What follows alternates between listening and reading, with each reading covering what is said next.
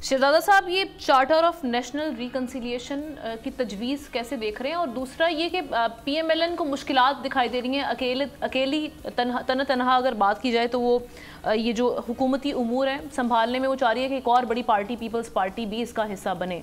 अब peoples party जहां मुल्क की बात कर रही है, मुल्क को आगे लेके चलने की बात कर रही है, तो दावत कबूल कर लेगी? ये बार बार कहा जा रहा है उनसे, और कहा जा रहा है कि मुनकसिम है इस पर पीपल्स पार्टी।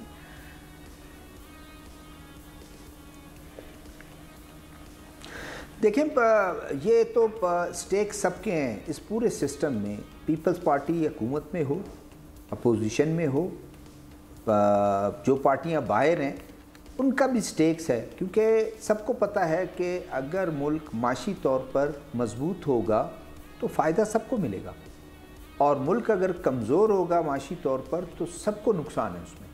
और बिल्कुल ये बात ठीक है लगारी साहब की कि सबको मिल के जो है अपना अपना रोल अदा करना पड़ेगा। अब पीपल्स पार्टी आज गवर्नमेंट को सपोर्ट करती है, पूरा उसमें अपना शेयर भी उन्होंने लिया, चाहे प्रेसिडेंट का हो, चाहे कॉन्स्टिट्यूशन जितने आपके डिप्टी स्पीकर हो और या चेयरमैन सेनेट हो, उस तरह के ओहदे वो लेते हैं और उस पूरे उसमें इन्वॉल्व हैं। अब रह गई बात काबीना की।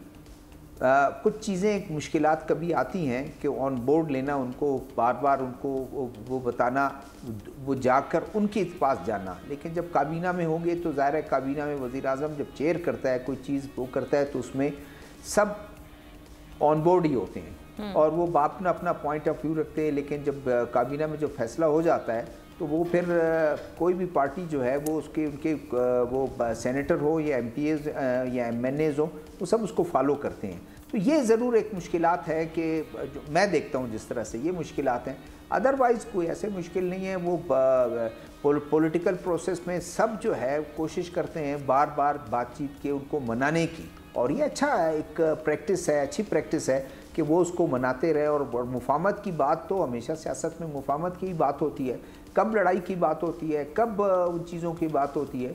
और पार्लियामेंट में मैं समझता हूँ कि अपोजिशन सबसे बड़ी अपोजिशन पार्टी है, वो उन्होंने एक इत्तेहाद भी तहफ़्फ़ुज़ आइन के लिए एक इत्तेहाद तश्कील दिया है और उसको लॉन्च कर दिया है। वो सब कुछ करते रहे, लेकिन उनका भी स्टेक पूरे सिस्टम में है कि सिस्टम को जो है वो क्रैक्स इसमें अपीयर ना करें, इसको कमज़ोर ना करें, क्योंकि मुल्क जिस तरह जा रहा है और बेहतरी की तरफ, ये बहुत अच्छी खुशखबरी है जो हम डिस्कस कर रहे थे कि एक सऊदी वफ्द आता है और माशी तौर पर इन चीज़ों को भी देखकर जो लोकल सरमायाकार हैं, इंटरनेशनल सरमायाकार हैं, और इस चीज़ को देखते हुए वो भी अपना पैसा निकालेंगे।